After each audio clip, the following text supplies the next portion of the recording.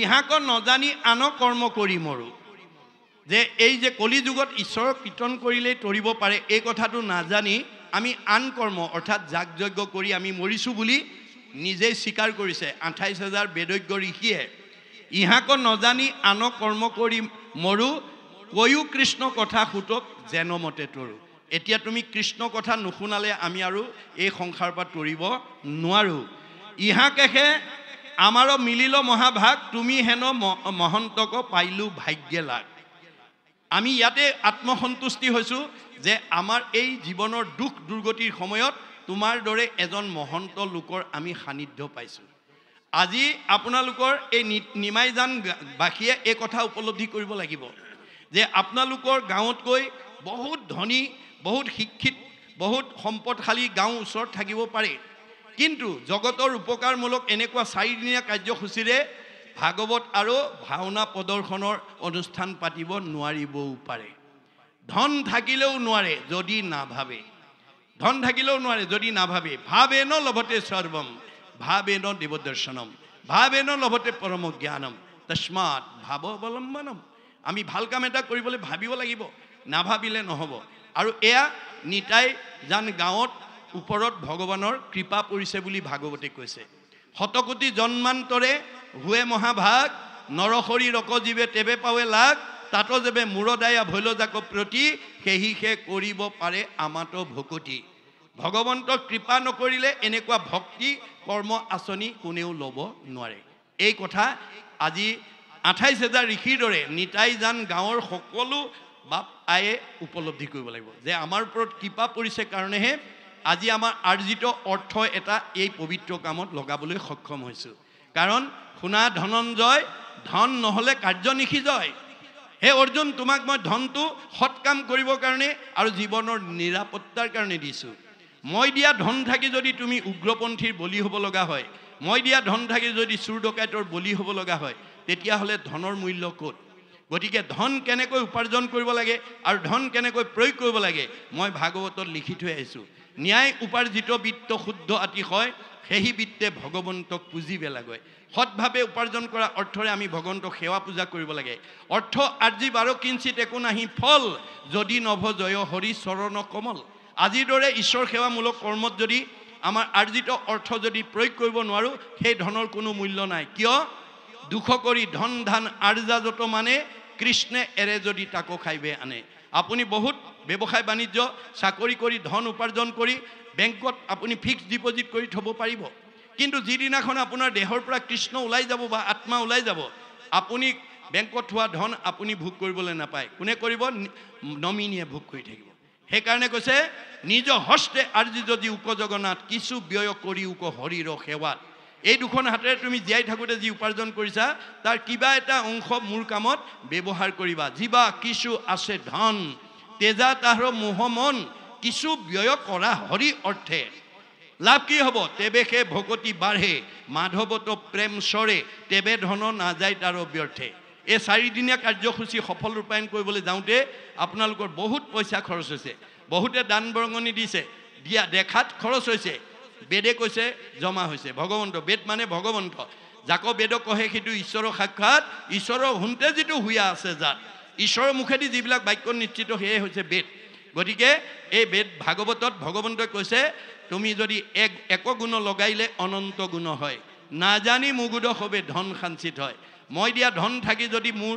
কাৰণে এগুণ লগোৱা মই অনন্ত গুণ দিম তুমি দুহাতে দিবা মই 4 হাতে দিম কিমান চপাবা তেনে ক্ষেত্ৰত যদি মই দিয়া ধন থাকি তুমি যদি মোৰ কামত ব্যৱহাৰ কৰিব নিদিয়া ধন সাঞ্চি যিটো বিষ্ণু বৈষ্ণৱক নেদৈ গৃহাগত ভৈলে তাকো নাই বুলি খেদৈ মাধৱৰ নামলৈ বৈষ্ণৱ বোলাৱে হেনয় জনক দণ্ড দিয়ন্ত মাধে ধন থাকিও কোনোবাই বিচাৰি গ'লে ভাল কামৰ কাৰণে যদি নাই বুলি পঠাই দিয়ে আদৰণি সমিতিৰ সদস্যসকলে গম পাব কোনে কোনে ঘূৰাই পঠিয়াইছে হয় নাই কোনোবাই যদি ঘূৰাই পঠিয়াইছে সি বৈষ্ণৱে হওক বা অবৈষ্ণৱে হওক মই তেওঁক দণ্ড দিম বুলি ভগৱন্তে কৈছে কেনেকৈ দিম নহি চুৰে নেই নহি অগ্নিয়ে দহয় নহি দণ্ড বন্ধ হুয়াত ৰাজাই লয় তাৰ ধনটো হয় চুৰ ডকাইত উগ্ৰপন্থীৰ দ্বাৰা লৈ যাম নহয় জুয়ে পুৰিব নহয় আকস্মিক দুৰ্ঘটনা বেমাৰ আজাৰ হৈ ডাক্তৰে খাব আৰু নহয় কেছ মামলা লাগি পুলিচে খাব, কাজিয়া পেচাল লাগি কেছ মামলা লাগি পুলিচে খাব, সিমানতো মই ৰেহাই নিদিওঁ।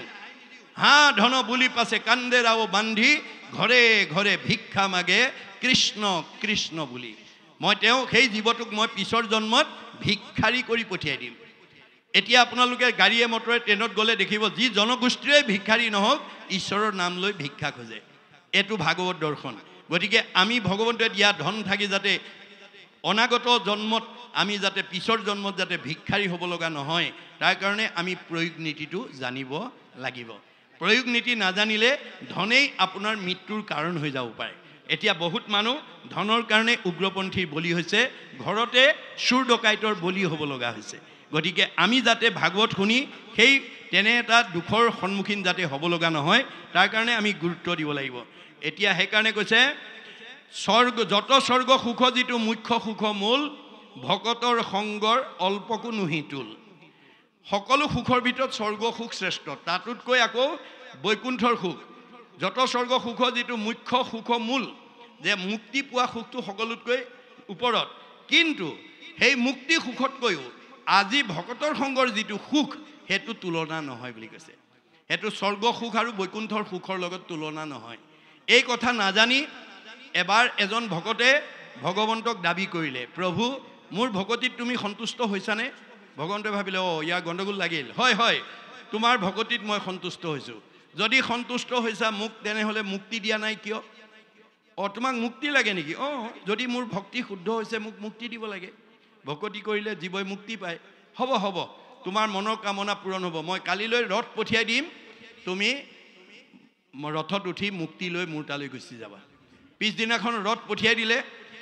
সেই ভকতজনক লৈ পেলাই মানে বৈকুণ্ঠত নি পেলাই মুক্তি 5 প্ৰকাৰত ভাগ কৰি দেখুৱাইছে। শালুক্য, সামীপ্য, সাৰূপ্য, সাযুজ্য, লীন বা নিৰ্বাণ। মুক্তিৰ 5টা ভাগ আছে। শালুক্য মানে স্বলোক, বৈকুণ্ঠত নি বহুৱাই থৈছে। বহি আছে, এদিন দুদিন 3 দিন 4 দিন পাৰ হৈ গৈছে। ভকতজনে ভাবিছিলে কি, মই এনেই এনেকৈ আজি নিতাই যান, কালিলৈ মানে শিৱসাগৰ, পৰহিলে যোৰহাটলৈ গৈ ভকতৰ মাজত ভাগৱত শুনি থকাতকৈ মই যদি একেকোবে গৈ যদি বৈকুণ্ঠত থাকিবগৈ পাৰোঁ, ভগৱন্তৰ লগত মই সদায় আলাপ কৰি থাকিব পাৰিম। এই মনোভাৱেৰে তেওঁ সেই মুক্তিৰ কথাটো কামনা কৰিছিল। যেতিয়া 4 দিন মানে তেওঁ মুখৰ আগেদিয়ে প্ৰভু অহা যোৱা কৰি আছে, তেওঁ ফালে নাচায়ো একো নুসুধে। পিছদিনা ভাবিলে মই কালিলৈ ধৰিব লাগিব। পিছদিনা ভগৱন্ত ওলাই আহোঁতে বৈকুণ্ঠৰ পৰা দৌৰ মাৰি গৈ আগচি ধৰি কৈছে, ৰ'ব ৰ'ব, বোলে কি হ'ল? বোলে 4 দিন হ'ল, এদিন দুদিন নহয় 4 দিন হ'ল মই তোমাৰ ইয়াত থকা। তুমিতো আজিলৈকে মোৰ খবৰ এটা লোৱা নাই, মই কি হৈছোঁ একো এটা সোধা নাই। বোলে সেইটোতো মই নাৰদক আগতেই মই কৈ থোৱা আছে। নাৰদক বিষ্ণু আচন্ত কৈ বৈকুণ্ঠত মই নাথাকোঁ ৰৈ, যোগীৰো হৃদয় এৰি সমুদায় থাকোঁ ভকতৰ কীৰ্তন চাই। মোক বৈকুণ্ঠত বিচাৰি নাপাবা, মই যোগীৰ হৃদয়ত নাথাকোঁ। মোৰ ভকতে য'ত মোৰ গুণ নাম লয় মই তাতেই থাকোঁ। নহং তিষ্ঠামি বৈকুণ্ঠে যোগীনাং হৃদয়ে নচ, মদ ভক্তা যত্ৰ গায়ন্তী তত্ৰ তিষ্ঠামি নাৰদ। প্ৰভু তেনেহ'লে মোক আকৌ ভকতৰ সংগলৈকে পঠিয়াই দিয়ক। গতিকে আকৌ তেওঁক ভকতৰ সংগলৈ ঘূৰি আহিছে। সেইকাৰণে কৈছে যে যিমানবিলাক সুখ আছে স্বৰ্গ সুখ শ্ৰেষ্ঠ, তাতকৈ মুখ্য সুখতকৈও ভকতৰ সংগৰ মাজৰ যিটো ভক্তি সুখ সেইটো আনৰ লগত তুলনা নহয়। এইটো ক'লে নুহি তুল, অল্পকো নুহি তুল। আকাশে সঞ্চাৰে ৰবি, ৰথ যেন বায়ু, সূৰ্যৰ লগতো হৰৈ জগতৰ আয়ু। সূৰ্য উদয় আৰু অস্ত যোৱাৰ লগে লগে আমি এদিন এদিন মৃত্যুৰ ফালে আগবাঢ়ি গৈ আছোঁ। একক্ষণ মানে যিটো শুনে কৃষ্ণ কথা, তাৰো বিনে আনৰ জীৱন যায় বিধা।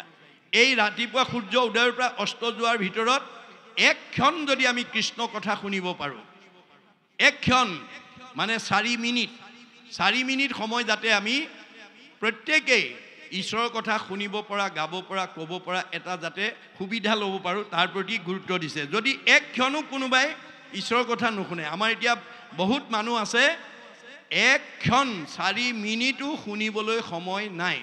সেইকাৰণে অৰ্জুনক উদ্দেশ্যি কৈছে, আৰু হেৰা শুনা তুমি এক বিনে নহো দুই, অবিদ্যা মায়াতো ভিন্ন দেখি। হে অৰ্জুন, তুমিয়ে মই একেটাই। মায়াত থকাৰ কাৰণে মানুহে আমাক দুটা বুলি ভাবে। মোৰ অংশ জীৱ তুমি, মই আত্মা অন্তৰ্যামী, এই হেতু তুমি মই সখী। তুমি মোৰ অংশজীৱ অৰ্জুন, সেইকাৰণে তুমিয়ে মই সখী। সাৰথিৰ কহো ভেদ, লোৱাটাৰ পৰিছেদ, আনে নজানয় মহামতী, যিগোটা যে মহাৰথী ৰথেশ্বৰী কৰাগতি, ৰথ পুনু চলাৱে সাৰথী। হে অৰ্জুন, তুমি মহাৰথী হিচাপে যিখন ৰথত উঠি যুদ্ধত অৱতীৰ্ণ হৈছা কৰ্মত অগ্ৰগতি, সেই ৰথখন কিন্তু মই চলাই আছোঁ, সদায় মনত ৰাখিবা। অৰ্জুনক সতৰ্ক কৰি দিয়াৰ চলেৰে আমাক কৈছে যে অৰ্জুনৰ ৰথখন যদি কৃষ্ণই চলাইছে, আমাৰ ৰথখন কোনে চলাইছে? আমাৰ ৰথখনৰ নাম গীতাত কি বুলি কৈছে? দেহ ৰথ, ঘোঁৰা মন, ইন্দ্ৰী প্ৰাণ সেনাগণ, বিষয় অৰণ্য ভৈলতাৰ। আজি আমাৰ যিজন আমাৰ হৃদয়ত থকাৰ কাৰণে আমি চকুৰে দেখিছোঁ, কাণেৰে শুনিছোঁ, মুখেৰে খাইছোঁ, হাতেৰে কৰিছোঁ, ভৰিৰে গৈছোঁ, সেইজনৰ কথা শুনিবলৈ, ভাবিবলৈ, কৰিবলৈ, যাবলৈ আমাৰ বহুত মানুহৰ সময় নাই। এতিয়া অৰ্জুনক কৈছে, যদি মোৰ কথা শুনিবলৈ, জানিবলৈ, ভাবিবলৈ তোমাৰ সময় নাই, তোমাৰ ৰথখন কিন্তু ভালকৈ নচলিব, ঘূণে ধৰিব। কেনেকুৱা? অৰ্শ, গুল্ম, পিত্ৰ, কেঁচুমূৰীয়া, মূৰৰ বিষ, পেটৰ বিষ, দাঁতৰ বিষ, কঁকাল বিষ, ভৰি বিষ, কাৰ কি আছে আৰু? আপোনাৰ ঈশ্বৰৰ কথা নুশুনা মানুহে কেতিয়াও শৰীৰটো সুস্থ কৰি ৰাখিব নোৱাৰে, মনত ৰাখিব কথাটো। তাৰ অমংগল হ'বই, কাৰণ ইয়াত সকলো নীতি নিৰ্ধাৰণ কৰি থোৱা আছে। গতিকে ভাগৱতৰ নিয়ম নজনা মানুহে কেতিয়াও নিজৰ স্বাস্থ্য সুন্দৰ কৰি ৰাখিব নোৱাৰে। সেইকাৰণে আমাৰ উঠি অহা বহু প্ৰজন্মই মনক সদাচাৰ নকৰাৰ কাৰণেই অৰ্জুনক কৈছে, তুমি চাৰিমুঠি জীৱৰ ভিতৰত সৰ্বশ্ৰেষ্ঠ ৰূপে জন্ম দিলোঁ, তুমি ইন্দ্ৰিয়ক সংযম কৰিবা, নহ'লে তুমি আহিল কণা, গ'ল কণা, খাগৰি কাটিল তিনি কণা, তোমাৰ জন্ম ধৰাৰ সাৰ্থকতা নহ'ব। অৰ্জুনে এই প্ৰস্তাৱত প্ৰতিবাদ জনাইছে, কি বুলি? অহেন শুনি অসন্তোষ কৰন্ত অৰ্জুন, অইন্দ্ৰিয়ক বৈশ্য কৰি বাক পাৰে কোন। কাৰ খাদ্য আছে ইন্দ্ৰিয় সংযম কৰা? এই প্ৰস্তাৱ মোৰ কাৰণে গ্ৰহণযোগ্য নহয়। তে কৃষ্ণই হাঁহি পেলাই উত্তৰ দিছে, কৃষ্ণে বোলে, সখী তুমি নকৰিবা ভয়, অভ্যাসতে ইন্দ্ৰী বৈশ্য আপুনি হয়। ভয় নকৰিবা, অভ্যাস কৰা। আজি আপোনালোকে নিজকে সোধকচোন, অহাৰ পৰা পথখনত বহি আছে, ঘৰত অকলে ইমান সময় বহি থাকিব পাৰিলেহেঁতেনে? নোৱাৰে। আজি কোনে বহাইছে? আমাৰ বেদে কৈছে, স্ব পৰম অনুৰক্তি ঈশ্বৰেই ভক্তি। আজি আপোনালোকে ঈশ্বৰৰ কথা শুনিবৰ কাৰণে, জানিবৰ কাৰণে, বুজিবৰ কাৰণে অনুৰাগ লৈ বহি আছে। এই অনুৰাগে আমাক 6টা প্ৰমোচন দিব। প্ৰথম স্কন্ধ ভাগৱতত এই কথা উল্লেখ কৰিছে, আগ্ৰহ, প্ৰীতি, আগ্ৰহ, ৰতি, প্ৰীতি, ভক্তি, শান্তি, 6 নম্বৰত মুক্তি। এই ক্ৰমখিনি আমি আগুৱাই যাব লাগিব। এই আদৰ্শৰে আমি সমাজখনক আগুৱাই দিব লাগিব, তেতিয়াহে আমাৰ মানৱ জন্ম ধৰাৰ সাৰ্থকতাটো হ'ব। যদি এইখিনিৰ পৰা আমি নিজক আঁতৰাই ৰাখোঁ, আমি কেতিয়াও দেহটো সুস্থ কৰি ৰাখিব নোৱাৰিম। গতিকে আমি অভ্যাসৰ জৰিয়তে আমি যাতে ঈশ্বৰৰ কথা শুনিবৰ কাৰণে, গাবৰ কাৰণে, ক'বৰ কাৰণে এক ক্ষণ যাতে সময় দিব পাৰোঁ, তাৰ কাৰণে আমি গুৰুত্ব দিব লাগিব। এইটো কথা আপুনি মই নুবুজাটো সৰু কথা, ভগৱন্তৰ পৰম সখা অৰ্জুনেও বুজি পোৱা নাছিলে। সেইকাৰণে এদিন অৰ্জুনক সংস্কাৰ কৰাৰ উদ্দেশ্যে প্ৰস্তাৱ দাঙি ধৰিলে, হেৰা সখা, তুমি জীৱনত কেতিয়াবা সঁচা কঠীয়া গাঁও দেখিছানে? অৰ্জুনে ক'লে, সঁচা কঠীয়া গাঁও আছেনে? আছেতো নাকো। তুমি দেখিছানে নাই? বোলে দেখা নাই। চাব খোজা নেকি? বোলে চাব খোজোঁ। উঠা, ৰথত উঠা। ৰথত উঠাই লৈ সঁচা কঠীয়া গাঁও দেখুৱাবৰ কাৰণে সঁচা কঠীয়া গাঁৱৰ অভিমুখে তীব্ৰ বেগে ৰথ এৰি দিছে। কিছু দূৰ যোৱাৰ পিছতে সঁচা কঠীয়া গাঁৱৰ পৰা এজন আলৰ বুঢ়াই হাতত লাখুটি লৈ থৰক বৰক কৰি আহি আছে। কৃষ্ণই অৰ্জুনক ক'লে, সেই বৃদ্ধগৰাকী দেখিছা? বোলে দেখিছোঁ। সেই যুগৰ গৰাকীয়ে সঁচা কঠীয়া গাঁৱৰ আচল বৃদ্ধ। ইমান বুঢ়া কালত হাতত লাখুটি লৈ থৰক বৰককৈ তেওঁ কোনফালে আহিছে তুমি সুধিবাচোন। বোলে ওচৰ পালে ৰথ ৰাখি দিবা। মই ৰথ ৰাখি দিম। বুঢ়াৰ ওচৰত পোৱাৰ লগে লগে ৰথ ৰাখি দিলে। ৰখাৰ লগে লগে অৰ্জুনক ক'লে, সোধাচোন ক'ত যায়? ককা, বোপা, তুমি ইমান বৃদ্ধ বয়সত হাতত লাখুটি লৈ থৰক বৰককৈ ক'ত যোৱা? বোপাই, মই সাধুৰ সংগলৈ যাওঁ। সাধুৰ সংগলৈ? বোলে হয়। কৃষ্ণ ক'লে, বয়স কিমান হৈছে সোধাচোন। ককা, আপোনাৰ বাৰু বয়স কিমান হৈছে? বোপা, সঁচা কথা ক'বলৈ গ'লে মোৰ বয়স মাত্ৰ 5 বছৰ। অৰ্জুনেতো ৰথতে জঁপিয়াই উঠিলে, হেৰা সখা, এইজনে নেকি সঁচা কঠীয়া গাঁৱৰ আচল বুঢ়াজন? দেখোঁতেই শীতল পিঠিতেই কাঁইট, দেখাতে এওঁ 80-85 বছৰৰ বুঢ়া আৰু মাত্ৰ 5 বছৰ বুলি কৈছে। আৰু তুমি সেইজনকে সঁচা কঠীয়া গাঁৱৰ আচল বৃদ্ধ বুলি ক'লা। ভিতৰৰ সোপাই কি ক'ব মোক দেখুৱাব নালাগে, ইয়াৰ পৰা ৰথখন ঘূৰোৱা। কৃষ্ণ ক'লে ৰ'বাচোন ৰ'বা, অলপ ধৈৰ্য ধৰা, সোধাচোন সোধা, কিয় ক'লে? ককা অকণমান ৰ'বচোন। বোপা কি হ'ল? মোৰ সংশয় হৈছে। কি সংশয়? তোমাক দেখোন দেখাত একেবাৰে ৮০-৮৫ বছৰ যেন বুঢ়া যেন লাগিছে, তুমি মাত্ৰ 5 বছৰ বোলে। বোপা ৰহস্য আছে। কি ৰহস্য? ভেদ কৰা হওকচোন।